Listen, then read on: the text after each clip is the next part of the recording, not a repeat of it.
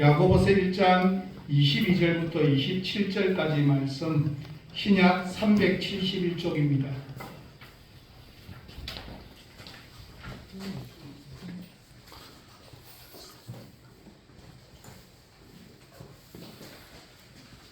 오늘 본문 말씀 야고보서 1장 22절부터 27절까지 말씀을 저와 여러분이 한 절씩 돌아가면서 읽도록 하겠습니다. 너희는 말씀을 행하는 자가 되고 듣기만 하여 자신을 속이는 자가 되지 말라. 누구든지 말씀을 듣고 행하지 아니하면 그는 거울로 자기의 생긴 얼굴을 보는 사람과 같아서 제 자신을 보고 가서 그 모습이 어때 있는지를 곧 잊어버리거니와 자유롭게 하는 온전한 율법을 들여다보고 있는 자는 듣고 잊어버린 자가 아니요 실천하는 자니 이 사람은 그 행하는 일에 복을 받으리라. 누구든지 스스로 경건하다 생각하며 자기 혀를 재갈 물리지 아니하고 자기 마음을 속이면 이 사람의 경건은 헛것이라. 하나님 아버지 맞서 정결하고 더럽이 없는 경건은 곧 고아와 과부를 그 혈관 등에 돌보고 또 자기를 지켜 세속에 물들지 아니하는 것이었습니다. 아멘. 이 시간 우리 우재영 목사님 나오셔서 말씀을 행함으로 말씀에 응답하라는 제목으로 하나님 말씀 선포하도록 하시겠습니다.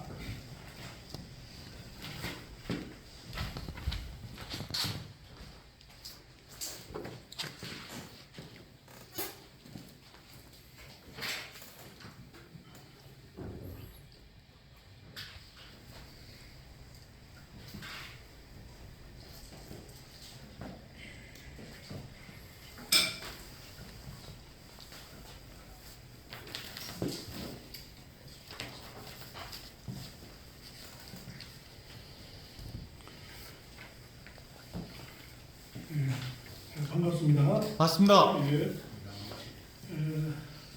하여튼 오늘이 5.18 민주화 운동 45주년이 되는다는데 이날의 의미를 생각하면서 또 민주화 운동하면서 돌아가신 분들의 희생이 헛되지 않도록 이날의 민주주의가 제대로 튼튼하게 뿌리내리고 사회정의가 올바로 세워지도록 우리가 개인적으로 혹은 또 가정적으로 함께 오늘 좀 기도하는 그런 시간을 가지면 좋겠다 이런 좀 생각이 들어서 말씀을 드립니다. 오늘 말씀은 야고보서 1장 22절에서 27절 말씀을 중심으로 해서 말씀을 행함으로 말씀에 응답하라 이런 제목으로 하나님 말씀을 전하겠습니다. 믿음은 행동이 증명한다라는 책이 있습니다. 저자는 그 셰인 클레어본인데 젊은 시절 인도의 마더 테레사 공동체를 방문합니다. 거기서 참된 그리스도인을 만나고 인생의 전환점을 맞이하게 되죠. 그 후 그는 가난한 사람, 노숙자, 노동자, 전쟁 반대하는 자들과 함께 했던 개인적 경험을 이야기하고 있습니다. 그는 대학교를 졸업한 후에 동료들과 함께 심플웨이 공동체를 구성하면서 그 공동체의 이모저모를 진솔하게 이야기를 하고 있습니다. 그러면서 예수를 따르며 산다는 것이 무엇인지 고민하며 자신이 삶의 현장에서 치열한 삶을 살았던 것을 이야기하고 있습니다.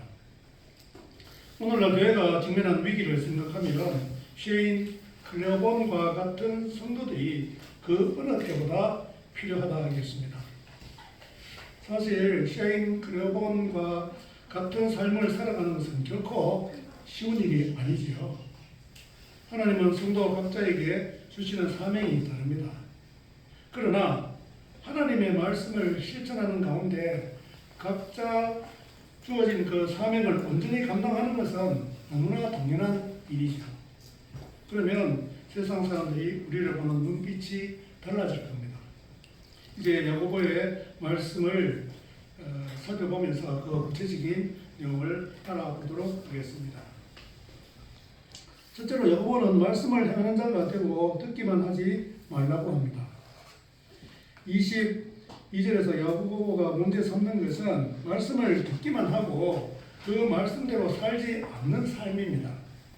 과거와 달리 요즘은 말씀을 듣는 수단이 아주 다양해졌죠. 성경 말씀 읽고 묵상하고 또 공부하고 암송하는 것, 그다음에 신앙 서적을 읽는 것, 인터넷이나 또 유튜브, 또 TV 등을 통해서 말씀을 배우는 길이 많이 있습니다. 이런 다양한 수단들을 통해서 하나님의 말씀을 듣고 말씀을 받았으면 그것을 잊지 않고 기억해야 합니다. 야고보는 말씀을 듣고 행하지 않는 자는 거울로 자기 생긴 얼굴을 보는 사람과 같다고 그렇게 이제 이야기하고 있죠. 다시 말해 제 자신을 보고 가서 그 모습이 어떠했는지를 곧 잊어버리는 것과 같다 하겠습니다. 그 당시 거울이 청동 거울이어서 그걸 보면 자기 얼굴이 희미하게 보이기 때문에 곧 잊어버린다 이런 뜻이 아닙니다. 여기서 강조하는 것은 말씀을 실천하는지 그 여부를 말하는 것이죠. 말씀을 듣는 것으로 끝나버리면, 즉 말씀을 실천하지 않는다면 말씀이 그의 삶에 아무런 역할을 못한다는 뜻이죠. 여기서 말씀을 듣는 자를 자유롭게 하는 온전한 율법을 들여다보고 있는 자로 말하고 있습니다. 여기 들여다본다는 말은 매우 주의 깊게 음미하는 태도를 말합니다. 그리고 거기에 우리 성경에는 이제 번역하지 않은 단어가 있는데 파라메이나스라는 말이 나옵니다. 그 의미는 곁에 남아있다, 머물러 있다는 뜻인데, 그러면 그것을 고려해서 번역한다면 자유롭게 하는 온전한 율법을 주의 깊게 보고 그 율법을 마음에 지속적으로 간직하는 자, 이렇게 번역할 수 있습니다. 야고보는 이런 사람을 두고 듣고 잊어버리는 자가 아니고 실천하는 자라고 이야기하고 있습니다. 정신과 의사 베셀 반데어 콜크, 이름이 좀 특이하죠. 이분이 쓴 몸은 기억한다라고 하는 책이 있습니다.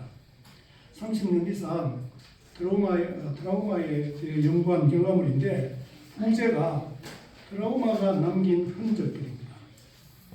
외상 후 스트레스 장애, 즉 트라우마의 기억은 그걸 경험한 뒤 오랜 시간이 지나도 계속해서 영향을 주는 이물질과 같다고 말합니다. 트라우마는 암호화되어 몸에 남고 결국 당사자들은 그 사건이 일어난 시간에 멈춰 과거에 묶인 채 그 일을 반복해서 경험하게 된다고 주장합니다. 따라서 트라우마 장애를 앓고 있는 사람들은 현재를 살지 못한다는 거죠. 지난 4월 16일은 세월호 참사가 일어난 지 11주년이 되는 날이었습니다. 저는 당시 TV를 통해 본 그 참사 장면들이 지금도 뚜렷한 잔상으로 남아 있습니다. 짧지 않은 세월이 지났지만 유족들의 트라우마는 여전히 그들을 괴롭히고 있습니다. 우리가 그들의 심정을 어떻게 다 헤아릴 수 있겠습니까? 피해 당사자인 유가족들은 아마도 11년 전의 시간에 그들의 삶이 묶여 있을 겁니다. 이런 통찰은 거꾸로 긍정적인 차원에서 성도들에게 적용해 볼 수 있겠습니다. 성경에는 상식을 뛰어넘는 급진적인 말씀들이 많이 나오죠. 특히 예수님의 가르침이 그렇습니다. 우리가 성경을 읽고 공부할 때 그 말씀이 우리에게 놀라움의 충격을 주고 그게 감동이 되고 우리 몸이 그것을 기억한다면 얼마나 좋겠습니까? 그러면 그 말씀이 자연스럽게 우리 삶에 구현될 겁니다. 실제 우리 몸은 외부 상황에 적응하는 데 시간이 어느 정도 걸립니다. 아침에 잠에서 깨어도 몸이 완전히 깨는 데는 약 2시간 정도의 시간이 필요합니다. 이렇듯 우리 몸이 말씀에 반응하고 적응하는데도 시간이 걸리겠죠. 하지만 그것이 계속 누적되면 몸이 기억하고 자연스럽게 우리 행동으로 드러나게 될 겁니다. 성경은 성도들이 하나님의 위대한 역사나 율법을 잊지 말고 기억할 것을 지속적으로 말하고 있죠. 여기 4장 4절에는 너희는 내가 호렙에서 온 이스라엘을 위하여 내 종 모세에게 명령한 법 곧 율례와 법도를 기억하라. 이런 말씀이고요. 베드로후서 3장 1절 2절에도 사랑하는 자들아 내가 이제 이 둘째 편지를 너희에게 쓰노니 이 두 편지로 너희의 진실한 마음을 일깨워 생각나게 하여 곧 거룩한 신지자들이 예언한 말씀과 주 대신 주께서 너희의 사도들로 말미암아 명하신 것을 기억하게 하려 하노라. 이처럼 하나님의 말씀이나 우리가 받은 은혜를 잊지 않고 그 은혜를 갚는 것은 신앙생활에서 필수적입니다. 이것은 사람들과의 관계에서도 너무 중요한 삶의 태도라 하겠죠. 우리의 기억은 자신의 정체성 형성에 결정적인 역할을 하게 됩니다. 기억이 없으면 자신이 누구인지를 알 수가 없습니다. 치매가 참으로 불행한 질병의 이유가 바로 여기에 있죠. 그런 환자들을 자주 보는 입장에서 그들을 보면 너무 불쌍한 마음이 듭니다. 그리스도의 정체성이나 건강한 영적인 삶을 위해서도 우리는 날마다 말씀을 받고 말씀을 잊지 않고 기억해야 합니다. 그렇지 않으면 우리는 치매 환자보다도 더 불행한 영적 치매 환자가 될 수도 있습니다. 영적 치매 환자는 성도로서 올바른 삶을 살 수 없게 되고 그러면 너무나 뻔한 결과가 주어지게 되겠죠. 이렇게 말씀을 듣고 배우고 그 말씀을 기억해야 하는 이유는 그 말씀을 실천해야 하기 때문입니다. 내가 말씀을 많이 알고 있다, 많이 기억하고 있다, 자랑하는 것이 아니죠. 하나님 말씀을 듣는 것이 행함으로 연결되지 않는다면 그것은 말씀을 듣고 받은 것이 아니라 할 수 있습니다. 그렇다면 우리가 말씀을 알고 기억해야 할 어떤 이유도 찾을 수 없는 것이죠. 그런 까닭에 말씀의 행함의 중요성은 유대인들 가운데서 널리 퍼져 있었고 바울 사도도 다음과 같이 가르칩니다. 로마서 2장 13절 말씀. 하나님 앞에서는 율법을 듣는 자가 의인이 아니요 오직 율법을 행하는 자라야 의롭다 하심을 얻으리니. 율법을 행하려고 하면 율법이 뭔지를 알아야 되잖아요. 기억을 해야죠. 예수님은 하나님 나라 복음을 선포하시면서 전혀 자격이 없는 자들까지도 받아주시는 하나님의 주권적인 은혜를 강조하셨습니다. 아울러 하나님의 은혜를 입은 자들이 얼마나 철저하게 하나님께 순종해야 하는지도 강조하셨습니다. 누가복음 11장에는 예수님께서 귀신을 쫓아내시고 그에 대해서 설명하시는 그 이야기가 나옵니다. 이것을 듣고는 무리 중에서 한 여자가 음성을 높여서 이렇게 말하죠. 당신을 뵌 태와 당신을 먹인 저지 복이 있나이다. 이렇게 하니까 예수님께서 하신 말씀이 이렇습니다. 하나님의 말씀을 듣고 지키는 자가 복이 있느니라. 여러분 복 받기를 원하십니까? 예수님 말씀대로 하시면 됩니다. 예수님은 이미 산상수훈에서 말씀을 듣고도 행하지 않는 자를 모래 위에 집을 짓는 어리석은 자에 비유하셨습니다. 하나님의 주권적인 은혜와 인간의 자발적인 순종, 이 두 요소는 그리스도인에게는 필수적인 특성입니다. 하나님의 은혜에 부응하는 인간의 적극적인 순종의 자세가 없으면 기독교 신앙 자체가 존재할 수 없습니다. 야고보는 말씀을 행하지 않고 단지 듣기만 하는 사람을 자기 마음을 속이는 자로 정의하고 있습니다. 다시 말해서 자기 기만적인 신앙이라는 것이죠. 그건 자신의 실제 모습과 자기 자신에 대한 이해가 다르다는 말입니다. 요즘 고층 건물의 그 창문에 새들이 충돌해가지고 죽는 이제 그런 이야기를 우리가 가끔 듣잖아요. 왜 그렇습니까? 유리가 너무 투명해가지고 거기에 그 유리가 있다는 걸 알지를 못하는 거예요. 그래서 부딪혀서 죽게 되는 그런 일들이 일어납니다. 그런 착각도 너무 위험하죠. 새들의 입장에서는 생명이 왔다 갔다 하는 그런 위험한 일입니다. 그런데 우리 자신에 대한 착각과 자기계만이 거기에 비하면 얼마나 더 위험하겠습니까? 왜냐하면 성도의 운명은 신앙생활의 결과에 따라 결정되기 때문입니다. 자기는 구원받을 것이라고 찰떡같이 믿고 있는데 마지막 때에 그렇지 않다면 그것보다 더 허망한 일은 없을 것입니다. 확신의 죄라는 책을 쓴 신학자 피터 앤젤라는 분이 있는데 이분은 이 책에서 자신의 라이프 스토리를 들려주면서 흔들리지 않는 독단적 확신을 가지려 하기보다는 하나님을 신뢰하라고 말합니다. 그럴 때 우리 삶에 끊임없이 줄지어 지나가는 신비와 불확실한 것을 신앙의 일부로 포옹하고 좀 더 신뢰할 수 있는 기회로 삼을 수 있다는 것입니다. 그렇기 때문에 성도는 자기 기만에서 벗어나 성경 말씀을 제대로 알고 실천하는 삶의 중요성을 다시 한번 명심해야 합니다. 둘째로 야고보는 말씀을 행하는 자는 자유를 누리게 될 것을 말합니다. 25절에서 야고보는 자유롭게 하는 온전한 율법이라는 표현을 쓰고 있죠. 문자적으로는 자유의 온전한 율법입니다. 문맥으로 보면 이건 앞에 나온 진리의 말씀, 또 마음에 심어진 말씀을 가리키는 말인데 특히 예수님의 윤리적인 교훈과 연관되는 말씀으로 이해할 수 있습니다.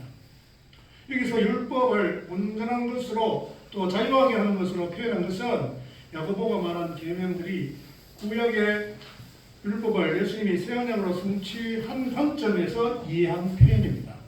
예수님이 오셔서 율법을 성취하셔서 우리를 참된 자유로 인도하시죠. 이 자유는 우선 죄와 사망으로부터 자유를 말합니다.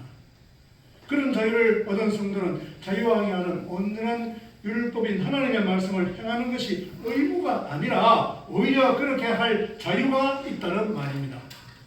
그런데 예수를 믿으면 뭔가에 구속당하는 것 같이 느끼는 경우가 많이 있죠.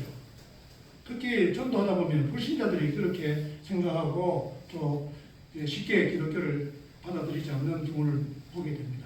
하지만 오히려 정반대라는 사실을 알아야 됩니다.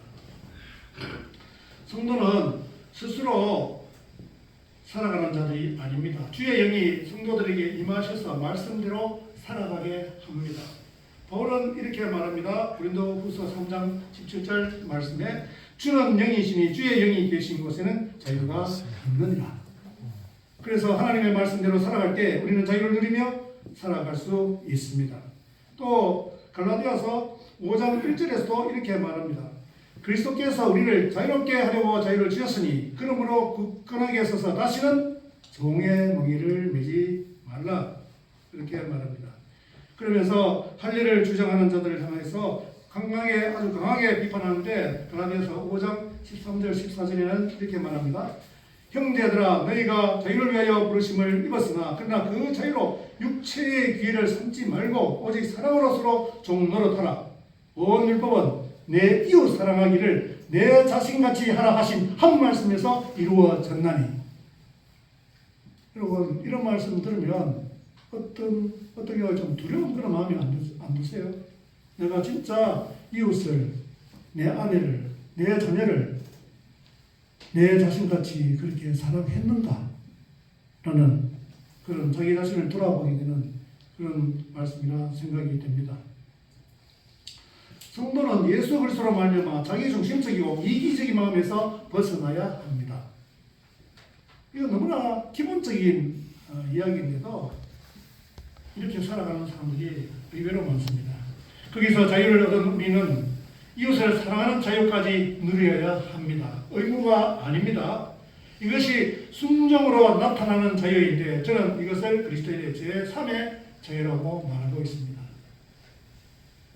모르겠어요. 제가 책을 많이 안 봐서 모르겠는데 다른 신학자들이 이런 이야기 했는지는 모르겠습니다. 그런데 제가 그렇게 이름을 붙였습니다. 야고보는 이것을 참된 경영 가운데 하나라고 27절에서 말하고 있죠. 무엇이 옳은지를 알면 행동은 자연스럽게 달라질 것이라고 사람들은 생각합니다. 무지해서 알지 못해서 어리석은 행동을 되풀이한다고 생각하지요. 하지만 일부 지식인들이나 각계각층의 지도자들의 삶을 보면 그게 사실이 아니라는 것이 드러납니다. 문제는 그리스도인들도 마찬가지라는 거죠. 교우 어거스틴은 우리가 사랑하는 것을 보면 우리가 어떤 사람인지 알 수 있다고 했습니다.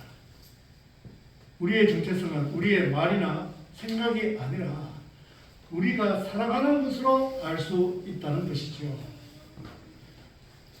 여러분, 예수를 믿는다 보면서 계속 돈만 사랑하면 그게 참된 그리스도인을 할 수 있겠습니까? 생각만 바뀐다고 쉽게 행동이 바뀌지 않는 우리 존재 자체가 바뀌어야 합니다. 달리 말하자면 우리 존재 자체가 사랑하는 존재가 되어서 비로소 우리의 행동이 달라지게 되는 것을 알아야 됩니다. 사람들은 우리가 무엇을 사랑하는지를 보고 우리가 어떤 존재인지를 알게 되는 것이죠. 이 점에서 우리는 이미 하나님의 사랑을 받고 하나님을 사랑하고 이웃을 내 몸같이 사랑하는 존재들이 된 자들입니다. 이것은 하나님의 말씀을 온전히 순종하고 실천하는 삶을 통해서 드러나는 것입니다. 한 걸음 더 들어가 보면 우리는 하나님의 사랑을 입은 자로서 건강한 자존감을 가지는 것이 너무 중요함을 알게 됩니다. 그러면 우리를 올가면 모든 족쇄에서 풀려나 온전한 자유를 누리게 되는 것이죠. 따라서 우리가 학업이나 진학에 실패해도, 진급이나 사업에 실패해도, 연애나 결혼에 실패해도 우리는 낙심하지 않게 됩니다. 나아가 자존감의 상처를 입지 않고 당당하게 살아갈 수 있는 것이죠. 그리고 제3의 자유까지 실천하며 살아갈 수 있습니다. 왜냐하면 우리는 하나님의 사랑 때문에 존재가 완전히 달라졌기 때문입니다. 이런 복이 어디 있겠습니까?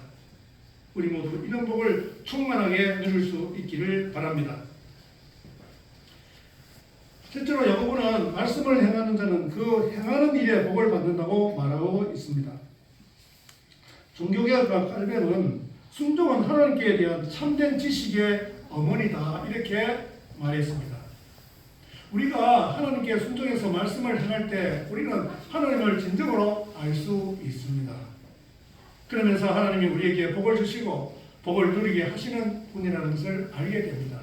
25절에서 이 사람은 그 행하는 일에 복을 받으리라 이렇게 말하는데 그 행하는 일에는 그 행하는 일 안에서 이렇게 번역할 수 있습니다.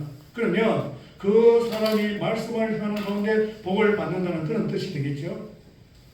마음속 깊이 말할 수 없는 만족감, 행복감, 기쁨 등이 덤으로 주어지는 복이라 할 수 있습니다. 그런데 이 어구를 그 일을 행함으로써라고도 번역할 수 있습니다. 그러면 하나님의 말씀을 행하는 것 때문에 장차 복을 받게 된다는 의미입니다. 성경 전체적인 내용을 보면 두 가지 의미가 다 포함되어 있습니다. 우리가 장차 궁극적으로 복을 받겠지만 이 세상에서 말씀을 행할 때 현재 누리는 복을 주시는 것을 경험하게 되는 겁니다. 이게 참으로 중요한 이야기죠. 아마 그런 복을 누리지 못하면 현실의 삶이 너무 힘들 수도 있습니다. 그래서 우리가 늘 하나님의 말씀을 묵상하고 성령님과 동의해야 된다고 강조하는 이유가 바로 이런 데 있는 것이죠. 하나님은 우리의 그런 연약함을 아시고 말씀을 적극적으로 행하게 하시며 그렇게 할 때 현실적인 복도 주시고 우리를 이끌어 가시는 겁니다. 몇째로 야고보는 말씀을 행하는 자로서 실천해야 할 세 가지 경건을 말하고 있습니다. 21절, 22절, 25절에서 이렇게 이야기하고 있죠. 말씀을 온유함으로 받으라. 22절에 말씀을 행하는 자가 되라. 또 25절에 그 행하는 일에 복을 받으리라고 그렇게 말하면서 말씀에 순종하고 실천하는 본면을 점차적으로 고조시켜 나갑니다. 이렇게 해서 26절, 27절에서 절정을 이루는데 여기서 말씀을 행하는 실제적이고 구체적인 지침들을 말합니다.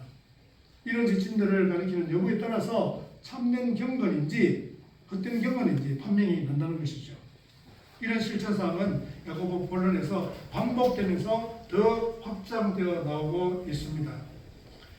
2장에서는 믿음과 긍휼에 대해서, 3장은 말에 대해서, 4장 1절에서 5장 6절은 새 속에서 어떻게 정결하게 살 것인지에 대해서 이야기를 하고, 5장 7절에서 20절은 결론적으로 말씀에 참된 열매를 맺는 성도가 될 것인지를 말하고 있습니다.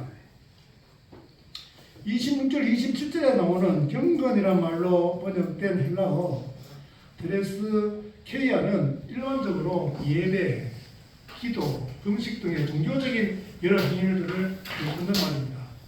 그러나 이것은 그렇기 때문에 이것은 종교적인 외적 형태를 의미하는 겁니다.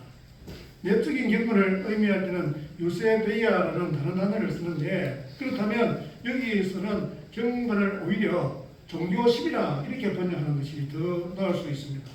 여기서 야고보가 말하는 것은 무엇입니까?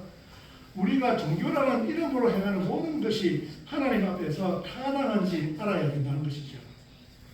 그 타당성 여부를 테스트하기 위해 야고보가 제시하는 것이 무엇인지 좀 자세하게 알아보겠습니다.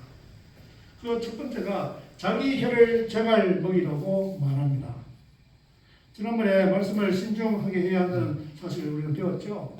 야고보는 이에 대해서 또다시 말합니다. 그 의도는 분명하죠.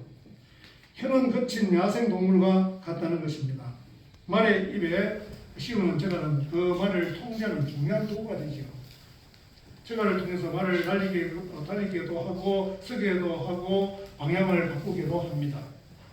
이렇게 야생마라도 저가를 씌우면 유용하게 쓰이게 됩니다. 혀도 마찬가지입니다. 당시 어떤 사람들은 자신이 행하는 여러 종교적인 행위들 때문에 자신들이 경건하다고 생각했던 것 같습니다. 이에 야고보는 분명하게 말합니다. 누구든지 스스로 경건하다 생각하며 자기 혀를 저갈 물리지 아니하고 자기 마음을 속이며 이 사람의 경건은 헛것이라. 그들을 자기 마음을 속이는 것으로 말하고 있습니다. 왜냐하면 그들 스스로 경건하다고 생각하기 때문입니다. 우리 주위에도 보면 신앙생활을 오래 하고 어느 정도 직분을 가지고 하는 사람들이 이런 오류에 빠지고 있는 그런 경우를 많이 보게 됩니다. 실제 그들의 상태와 그들의 생각이 다르기 때문에 결과적으로 자기 마음을 속이는 것이나 다름이 없습니다. 이처럼 자기 기만을 하지 않도록 혀를 통제하는 것이 중요하다고 야고보는 다시 말하고 있죠. 자기 혀를 제가 물려서 이런 자기 기만에서 벗어나는 것이 참된 경건의 가장 기본적인 조건이 아닌가 생각합니다. 두 번째, 고아와 과부를 그 환난 중에 돌보라고 말합니다. 구약에서 하나님께서 고아와 과부를 대하시는 마음이 곧 우리의 마음이 되어야 한다고 가르칩니다. 신명기 14장 29절 말씀입니다. 너희 중에 봉기시나 기업이 없는 레위인과 내 성중에 거류하는 객과 및 고아와 과부들이 와서 먹고 배부르게 하라. 그리하면 내 하나님 여호와께서 내 손으로 하는 범사에 내게 복을 주시리라. 신명기 26장 12절 13절 말씀입니다. 셋째 해 곧 11조를 드리는 해에 내 모든 소산의 11조 내기를 마친 후에 그것을 레위인과 객과 과와 과부에게 주어 내 성읍 안에서 먹고 배부르게 하라. 그리할 때에 내 하나님 여호와 앞에 아뢰기를 내가 성물을 내 집에서 내어 레위인과 객과 과와 과부에게 주기를 주께서 내게 명령하신 명령대로 하였사오니 내가 주의 명령을 범하지도 아니하였고 잊지도 아니하였나이다.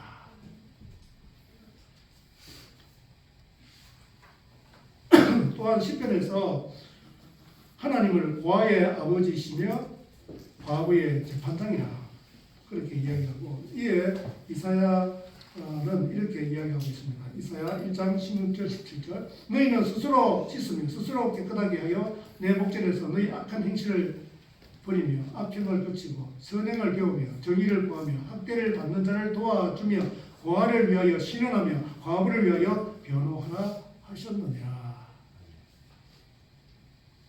예수님도 비슷한 그런 말씀을 하셨죠. 마태복음 25장을 보면 예수님은 주님이 다시 오실 때 영광의 보좌에 앉아서 심판하실 것에 대해서 말씀하시는데 의인과 그렇지 않은 자를 양과 염소에 빗대어서 이야기하십니다. 그들의 마지막 결과에 대해서 말씀하시면서 주님은 이렇게 말씀하시죠. 내가 줄일 때에 너희가 먹을 것을 주었고 목마를 때에 마시게 하였고 나그네 되었을 때에 영접하였고 헐벗었을 때에 옷을 입혔고 병들었을 때에 돌보았고 옥에 갇혔을 때 와서 보았다. 그에 대해서 의인들이 언제 그렇게 했느냐 이렇게 질문하니까 주님이 어떻게 대답하십니까? 너희가 여기 내 형제 중에 저기 작은 자 하나에게 한 것이 곧 내게 한 것이니라. 우리는 이런 말씀을 잘 기억을 못하는 것 같아요. 주님은 반대의 경우도 똑같은 원리로 말씀하셨습니다. 우리는 일반적으로 눈에 나타나는 면만 보는 경향이 있죠. 하지만 현실 뒷면에 있는 영적 차원을 볼 수 있어야 합니다. 그렇게 하려면 성령님께서 우리의 영적인 눈을 수술해 주셔야 합니다. 그래야 영적인 진리를 제대로 보고 깨닫고 주님의 말씀대로 살아갈 수 있는 거죠. 제가 사역했던 세소만 교회나 누림보 교회에서는 선교사들 또 도움이 필요한 사람들과 기관들을 후원하고 돕는 일에 지금 돌이켜보니까 재정의 한 3분의 1 정도를 썼던 것 같아요. 그때 어떻게 그렇게 할 수 있었나 지금 생각해도 참 궁금하기도 하고 잘 모르겠어요. 그렇게 할 수 있어서 늘 감사한 마음을 가졌습니다. 왜냐하면 그것이 곧 공동체 차원에서 하나님께 순종하여 말씀을 실천하는 일이었기 때문입니다. 제가 개인적인 이야기하면 좀 그렇긴 하지만 저도 개인적으로 또 좀 많이 이제 그렇게 하고 있죠. 제가 돈을 꼭 많이 벌어서 이런 건데 결코 아니고 속으로 또 그렇게 오해하시는 분이 계실 수 있는데 아마 저는 몰라도 한 50% 가까이 아마 그렇게 아마 나갈 거예요. 자세히 계산은 안 해봤는데. 그 다음에 그 세 번째, 자기를 지켜 세속에 물들지 않게 하라고 말합니다. 여기서 세속으로 번역한 헬라어는 코스모스인데 이 말은 일반적으로 세상을 의미하는 말입니다. 여기에서는 영적으로 하나님께 반역하는 세상을 통틀어 일컫는 말입니다. 한마디로 하나님을 거스르는 세속적인 가치관과 생활 양식을 말하죠. 우리 사회는 대체로 비기독교적인 신념과 가치관이 지배합니다. 심한 경우에는 반기독교적인 형태를 보이기도 합니다. 따라서 성도들은 이 세상에 있는 동안 이런 세속적인 가치관에 노출되며 거기에 오염될 가능성이 아주 높죠. 그렇게 야고보는 자기를 지켜 세속에 물들지 않도록 권면합니다. 자기를 지킨다는 말은 세상으로부터 자기를 지킨다는 그런 말이죠. 고린도전서 5장 9절 10절에서 바울은 이렇게 말합니다. 내가 너희에게 쓴 편지에 음행하는 자들을 사귀지 말라 하였거니와 이 말은 이 세상에 음행하는 자들이나 탐하는 자들이나 속여 빼앗는 자들이나 우상 숭배하는 자들을 도무지 사귀지 말라 하는 것이 아니니 만일 그리 하려면 너희가 세상 밖으로 나가야 할 것이다. 우리는 세상 한복판에 살면서도 경건하게 살 수 있습니다. 우리는 가정이나 직장, 학교 등에서 다양한 일들과 활동들을 하게 되는데 거기서 그리스도인들은 경건한 삶을 살 수 있습니다. 물론 그것이 쉽지 않지요. 하지만 경건한 삶을 살 수 있고 또 살도록 노력해야 합니다. 반대로 교회 안에서도 종교적인 활동 가운데서 그 움직임과 활동이 헛된 경건이 될 수 있습니다. 세상 한복판에서도 얼마든지 경건하게 살 수 있고 교회도 얼마든지 세속적이 될 수 있습니다. 적금의 세상적인 육신적인 기준과 가치관으로 교회 일을 처리하는 교회들의 모습을 여기저기서 보게 됩니다. 그들이 아무리 열광적인 종교적인 몸짓을 한다 해도 거기서 결코 참된 경건의 모습을 찾아볼 수 없습니다. 아마도 그것은 그들만의 천국에서 종교 노름을 하고 있다고 보아야 할 것입니다. 교회가 세속화되고 타락하면 그보다 더 큰 불행은 없지요. 성도들 각 개인도 마찬가지입니다. 우리 자신도 헛된 경건의 모습만 있는 것은 아닌지 우리 자신들 부터 돌아보아야 할 것입니다. 세속 성도라는 책이 있습니다. 제가 여기 소개한 책들은 강업적이면 다 사보세요. 안 좋은 책은 제가 소개를 안 합니다. 근데 책값이 많이 드는데 이러면 안 되죠. 내가 돈을 어디 많이 쓰고 있는지 한번 살펴보시고 김근 수석이 돈을 많이 쓰고 있는가 한번 생각해 보시기 바랍니다. 여기 저자인 양희송은 이 책의 부제를 성문 밖으로 나아간 그리스도인들이라고 나타나고 있습니다. 많은 성도들의 신앙이 교회 활동 안에서 함몰되어 있는 경우가 많은데 성도들은 삶의 모든 영역, 한마디로 세상 속에서 자신들의 신앙을 구현해야 한다는 것을 세속 성가라는 용어로 함축적으로 표현한 것입니다. 여기에 세속 성도라 하지 않고 왜 세속 성가라고 했을까 한번 생각해 보세요. 원래 성도는 복수잖아요. 무리를 쓰고 이야기하는데 우리가 사실은 다 성자예요. 성자. 그러니까 왜 성자는 고민 한번 해봐야 될 그런 용어입니다. 그래서 성도가 어디 있는가 하는 것이 중요한 것이 아니라 성도는 무엇을 어떻게 하느냐가 중요합니다. 요즘 인터넷, 스마트폰, TV 이런 것이 없이는 살기 힘들죠. 다양한 정보를 얻는 것은 물론이고 투구들은 홈쇼핑, TV도 많이 보는 것 같습니다. 이런 기기들은 그것을 어떻게 사용하는지에 따라서 거룩하게 혹은 어떻게 사용되는지 판명이 나죠. 성도는 언제, 어디서, 무엇을 하든지 세속에 물들지 않고 거룩함과 순결함을 지키고 유지하는 것이 중요합니다. 이것이 참된 경건이라고 야고보는 말합니다. 오늘 설교 제목이 말씀을 행함으로 말씀에 응답하라입니다. 이처럼 우리 모두가 하나님의 말씀을 잘 듣고 그 말씀대로 실천함으로써 하나님의 말씀에 온전히 응답하며 살아가는 우리 모두가 되면 너무 좋겠습니다. 성경이 가르쳐주는 교훈을 날마다 구체적으로 실천하는 것이 무엇보다도 중요합니다. 그렇지 않으면 우리의 신앙생활은 그야말로 헛된 경문으로 끝나고 맙니다. 말씀을 행하는 자가 되고 듣기만 하여 자신을 속이는 자가 되지 말라는 야고보의 권면을 다시 한번 마음에 새겨야겠습니다. 그렇게 해서 우리 삶에서 하나님이 약속하신 풍성한 복을 누릴 수 있기 바랍니다. 더 나아가 마침내 마지막 날 구원받아 하나님과 함께 영원히 살아가는 궁극적인 복을 받는 자들이 되기를 간절히 기도합니다. 그런 모든 은혜가 우리 가운데 있기를 간절히 소원합니다. 그리고 오늘 주신 말씀을 가지고 우리 함께 피아노 반주에 맞춰서 우리 기도하고 말씀을 읽도록 하겠습니다. 같이 기도합니다. 우리 좀 소리 내어서 좀 기도하면 좋겠습니다. 하나님 아버지